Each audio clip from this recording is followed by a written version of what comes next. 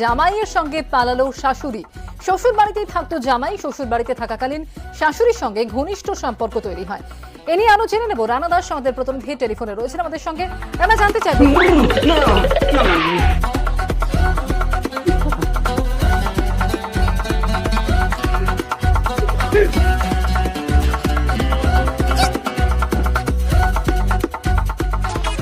এই প্রেম, এই প্রেম ওঠো না, সকাল হয়ে গেছে তো।